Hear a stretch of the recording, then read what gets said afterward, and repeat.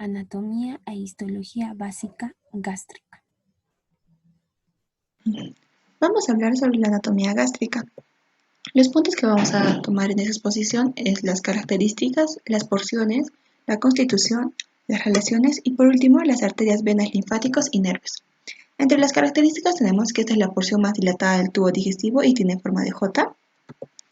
Está entre el esófago abdominal y el intestino delgado y va a medir aproximadamente 25 centímetros de largo, 10 a 12 centímetros de ancho y 8 a 9 centímetros en sentido antero-posterior.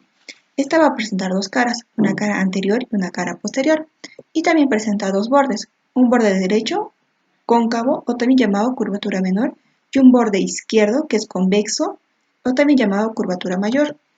Entre sus funciones tenemos que es la acumulación de alimentos, mezcla de alimentos que también va a servir de depósito, y su función principal es la digestión enzimática. Las porciones. Esta presenta 4 porciones. Primero el cardias, que va a rodear el orificio del esófago al estómago. Luego el fundus gástrico, que es la zona por encima del nivel de cardias. El cuerpo gástrico, que es la parte más ancha del estómago. Y por último la porción pilórica, que va a presentar el antro pilórico y el canal pilórico. Pero para dividir estas partes tenemos que primero encontrar esta incisura, que es la incisura cardinal o ángulo de His. Y por otra parte esta incisura, que es la incisura angular o ángulo gástrico. Esta se va a encontrar entre la curvatura, entre la porción descendente y la porción horizontal de la curvatura menor. Entonces, ¿cómo dividimos? Trazamos una línea hacia la izquierda horizontal de la incisura cardinal, lo cual nos va a dividir el fundus gástrico y el cuerpo. Y para dividir el cuerpo de la porción pilórica, vamos a trazar una línea bisectriz al ángulo, y lo cual va a dividir el cuerpo de la porción pilórica. Luego, para dividir el antro del conducto pilórico, trazo una línea que sigue la porción vertical de la curvatura menor, que va a dividir el antro pilórico y el conducto pilórico. Entre su constitución, vamos a tener que se compone de 4 capas. De superficie a profundidad tenemos la capa serosa, que va a presentar 2 hojas, la capa muscular, que tiene 3 planos de fibras, y para hacernos recordar fácilmente, este tiene una memotecnia, que es OICML, lo cual nos indica que es oblicuo interno, circular medio y longitudinal externo. La capa submucosa es un tejido celular laxo y su capa mucosa va a formar pliegues gástricos, acá se puede observar, y va a presentar 3 tipos de glándulas, que son las glándulas cardiales, glándulas fúngicas y glándulas pilóricas. Las glándulas cardiales, como su nombre dice, estas van a predominar en el cardias.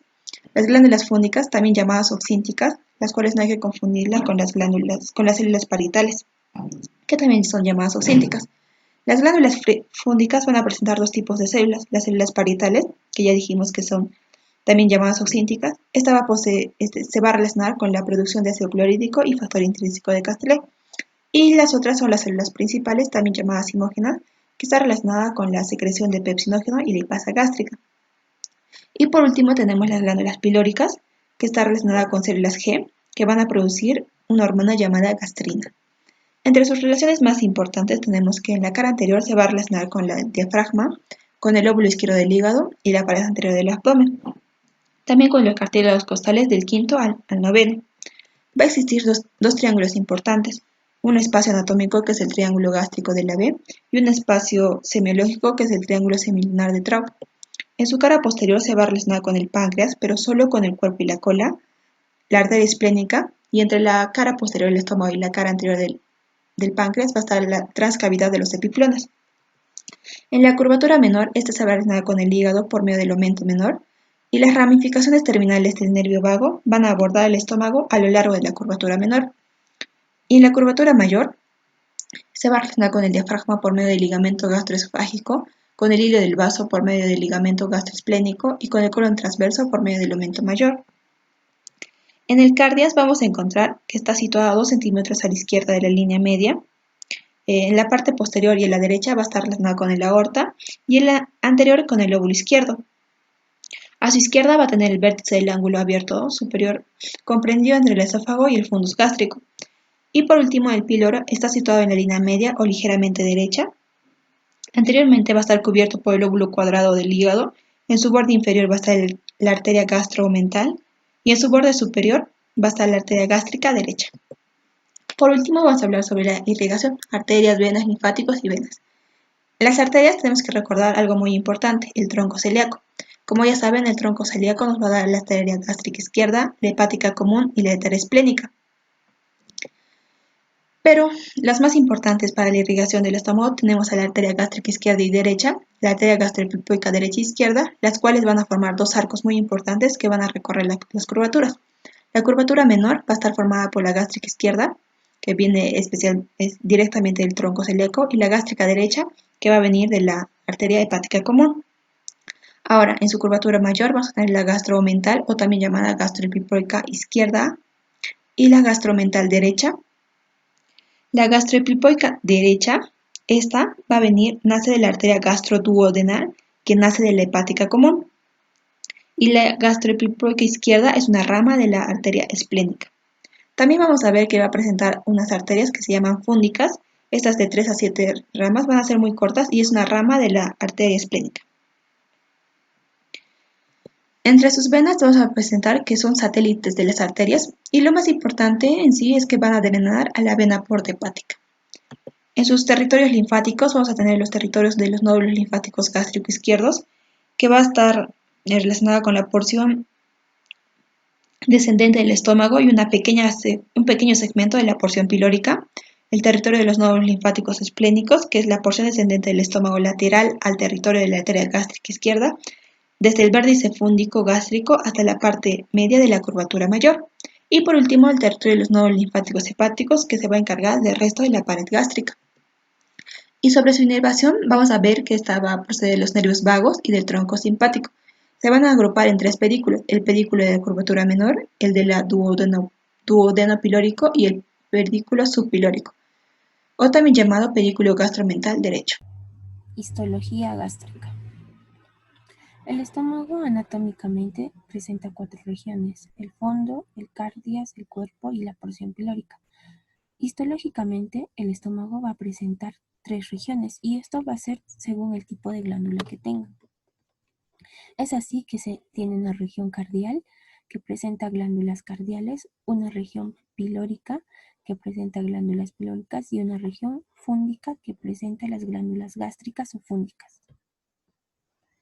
El estómago está constituido por 4 capas: la mucosa, la submucosa, la muscular y la serosa. Empezaremos por hablar de la mucosa gástrica.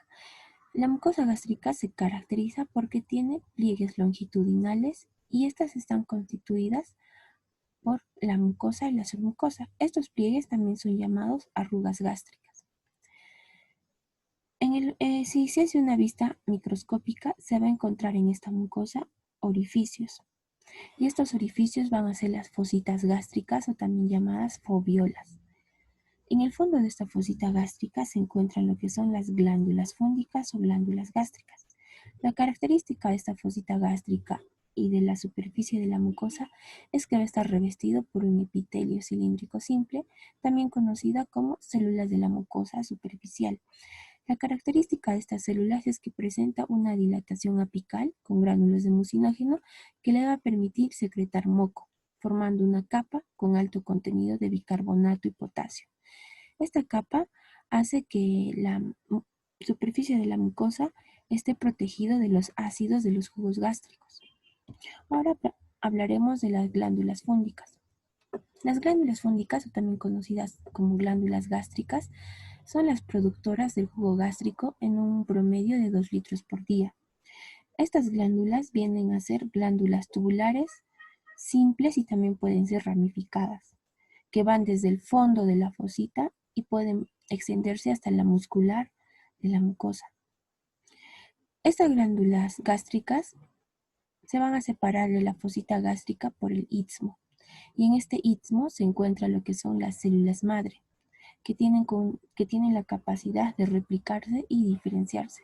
Si estas células madres se dirigen hacia arriba, van a ser las formadoras de la célula de la mucosa superficial, pero si estas células madres se dirigen hacia abajo, van a ser las formadoras del epitelio de la glándula gástrica, teniendo así diferentes tipos de células, como la célula parietal, la célula de la mucosa del cuello, la célula enteroendocrina y las células principales. Ahora hablaremos del jugo gástrico. Este tiene un pH de menor a 2 y entre sus componentes se tiende al ácido clorhídrico, que está secretado por las células parietales, y estos son los que inician la digestión de proteínas y también activa el pepsinógeno inactivo en pepsina activa. A su vez también es un bacteriostático. El siguiente componente viene a ser la pepsina. Esto está derivado del pepsinógeno. El moco, esta está producida por las células mucoproductoras y se caracteriza por tener un pH neutro y además que es la formadora de la barrera fisiológica de la mucosa gástrica. El cuarto componente se tiene al factor intrínseco. Esta viene a ser una glucoproteína y está secretada por las células parietales. Y su principal función de este factor es fijarse en la vitamina B12 para que ésta pueda ser absorbido en la porción distal del ilio. La deficiencia de este factor intrínseco hace la aparición de una anemia perniciosa o también la insuficiencia de la vitamina B12. Adicional a estos componentes del jugo gástrico, se presentan las hormonas y estas van a ser secretadas por las células enteroendocrinas, como por ejemplo la gastrina. Las glándulas gástricas o las glándulas fúngicas se van a caracterizar porque va a tener 4 tipos de células.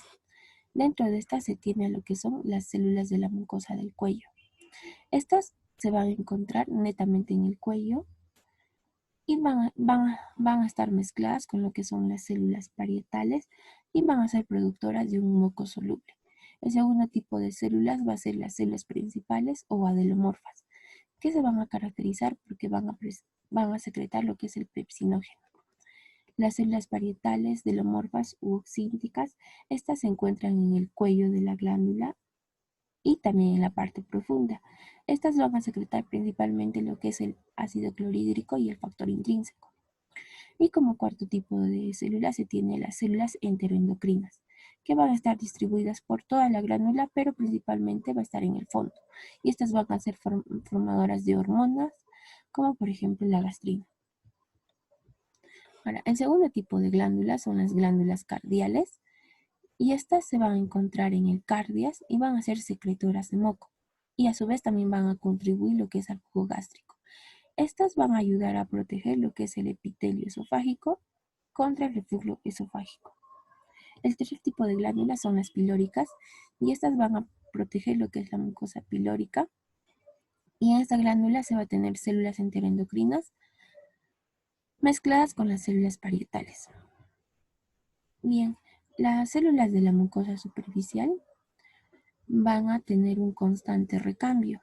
Es así que las células que están por encima del istmo van a tener un cambio muy rápido y las células que están por debajo del istmo van a tener un tiempo de vida más prolongado. Es por eso que las células de la mucosa superficial van a tener un recambio de cada 3 a 5 días. Las células de la mucosa del cuello van a tener un recambio de cada 6 días. Las células parietales u oxínticas, un recambio de 150 a 200 días. Las células simógenas y las células enteroendocrinas de 60 a 90 días. Ahora hablaremos de la submucosa del estómago. Esta va a estar constituida por tejido conjuntivo denso, va a presentar lo que son las fibras nerviosas y las células ganglionales, que estos van a formar lo que es el plexo submucoso o también conocido como el plexo de Meissner. La siguiente capa viene a ser la muscular externa. Esta está constituido por células del músculo liso que están dispuestas en 3 capas, como la capa oblicua profunda, la capa circular media, la capa longitudinal externa, y entre estas dos se tiene el plexo mientérico de Auerbach. Y finalmente, como cuarta capa, se tiene la serosa gástrica, y esta viene a ser una continuación del peritoneo parietal de la cavidad abdominal a través del omentum mayor y con el peritoneo visceral del hígado a través del omentum menor.